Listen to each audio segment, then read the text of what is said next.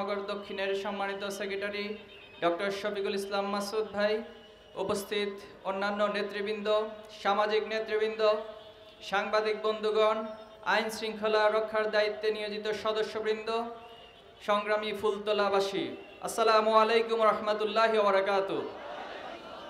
আপনারা সবাই ভালো আছেন? আমরা মহান রবের কাছে শুকরিয়া আদায় করছি যে মহান রব আজকের এই সুন্দর আয়োজনে আমাদেরকে সুস্থতার সাথে অংশগ্রহণ করার সুযোগ দিয়েছেন, আলহামদুলিল্লাহ। 2024 সালের জুলাই আগস্টে যারা নিজের জীবন দিয়ে, যারা রক্ত দিয়ে আমাদের এই বাংলাদেশকে আজ নতুন করে স্বপ্ন দেখার সুযোগ করে দিয়েছেন, এই বাংলাদেশকে ফ্যাসিস্ট মুক্ত করে একটি নতুন সমৃদ্ধ বাংলাদেশ গড়ার স্বপ্ন এঁকে দিয়েছেন, আমি সেই সকল শহীদদেরকে স্মরণ করছি এবং মহান রব্বুল আলামিনের কাছে দোয়া করছি মহান রব্বুল আলামিন যেন তাদেরকে সর্বোচ্চ মর্যাদা দান করেন, আল্লাহুম্মা আমিন। সংগ্রামী উপস্থিতি, 2024 সালের জুলাই আগস্ট একটি আদর্শিক জাগরণ ছিল।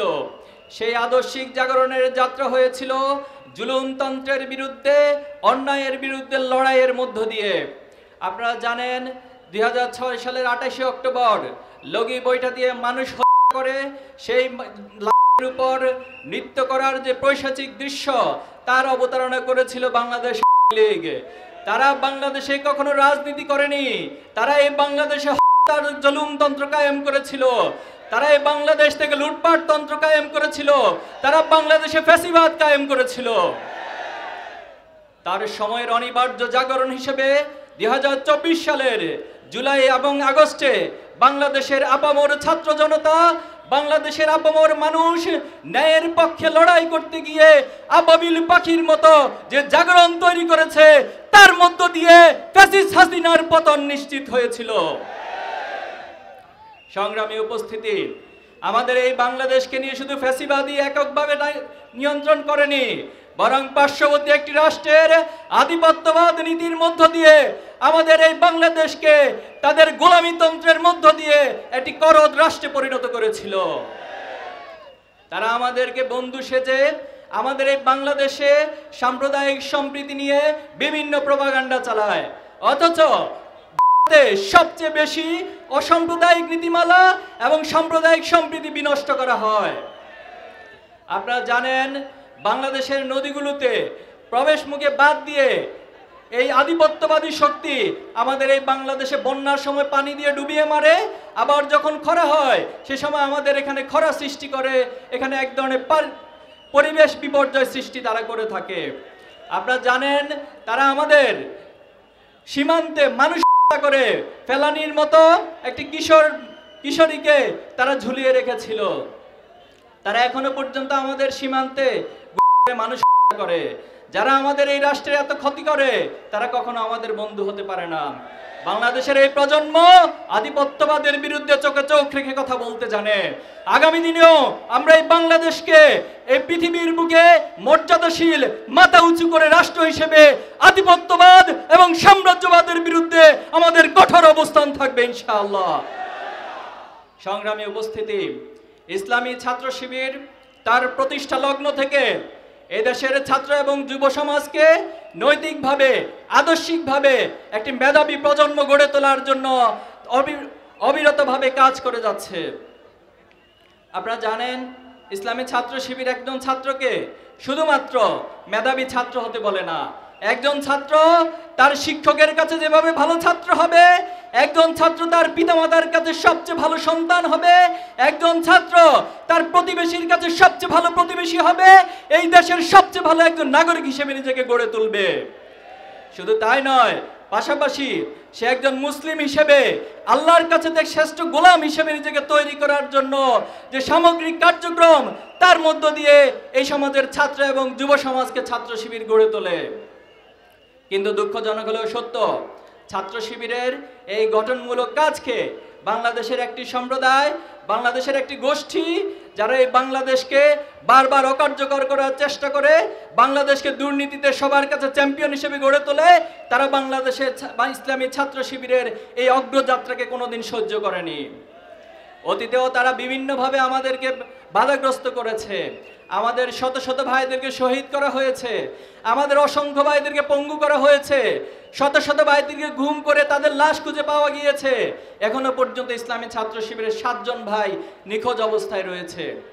এত এত জুলুম নির্যাতনের পরেও ছাত্র শিবির তার সততা দিয়ে, তার নৈতিকতা দিয়ে, আমরা আমাদের গঠনমূলক কাজ দিয়ে বাংলাদেশের ছাত্র সমাজের হৃদয়ে আমাদের অবস্থান তৈরি করতে সক্ষম হয়েছে, আলহামদুলিল্লাহ। আপনারা লক্ষ্য করেছেন সম্প্রতি ঢাকা বিশ্ববিদ্যালয়ের ডাকসু নির্বাচন এবং জাহাঙ্গীরনগর বিশ্ববিদ্যালয়ের জাকসু নির্বাচনে ছাত্র শিবির নিরঙ্কুশ বিজয় লাভ করেছে, আলহামদুলিল্লাহ।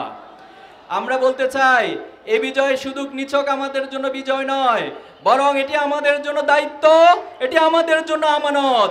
আমরা আল্লাহ তাআলার কাছে ফরিয়াদ করি, আমরা যেন এই আমানত রক্ষার মাধ্যমে বাংলাদেশের ছাত্র সমাজের কাছে যে প্রতিশ্রুতি দিয়েছি, সেই প্রতিশ্রুতি যেন আমরা রক্ষা করতে পারি।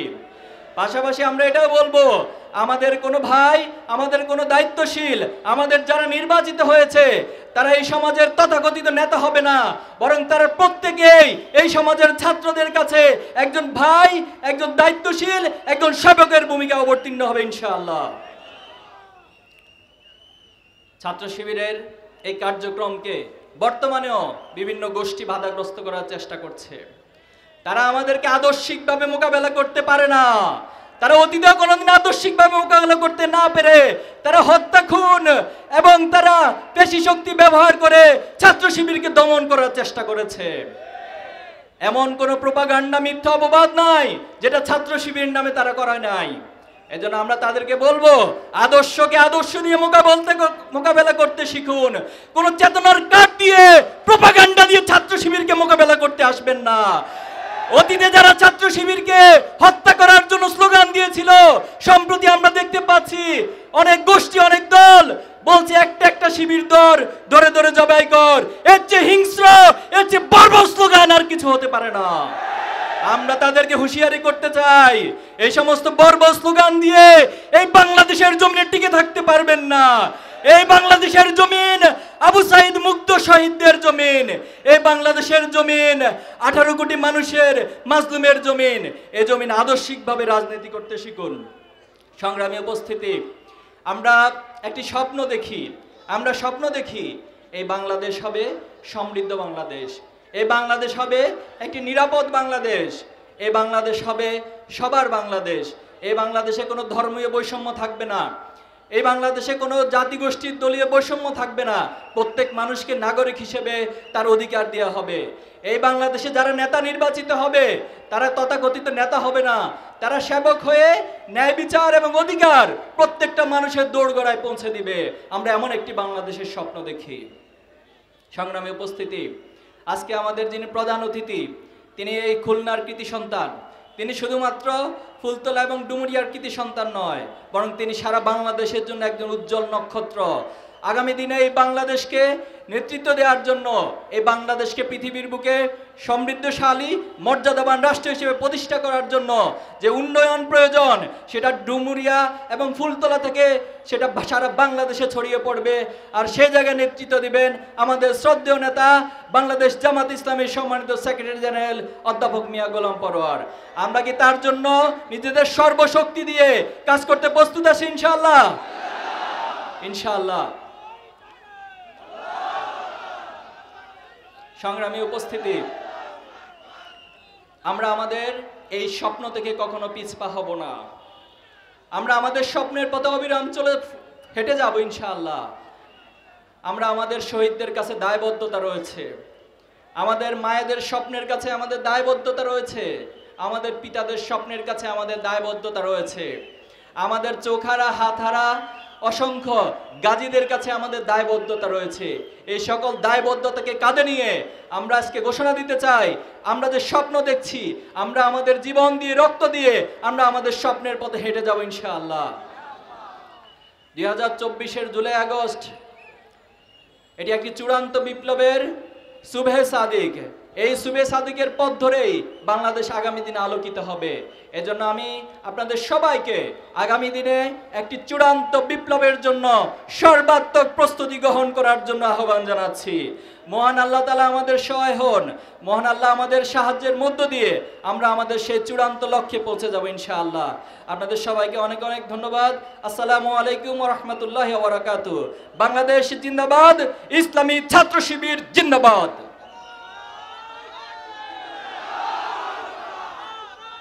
সংগ্রামী ফুলতলাবাসী, ছাত্র যুব সমাবেশের এই পর্যায়ে বিশেষ অতিথির বক্তব্য নিয়ে আসছেন আজকের অনুষ্ঠানের সম্মানিত বিশেষ অতিথি ইসলামী ছাত্র শিবিরের সাবেক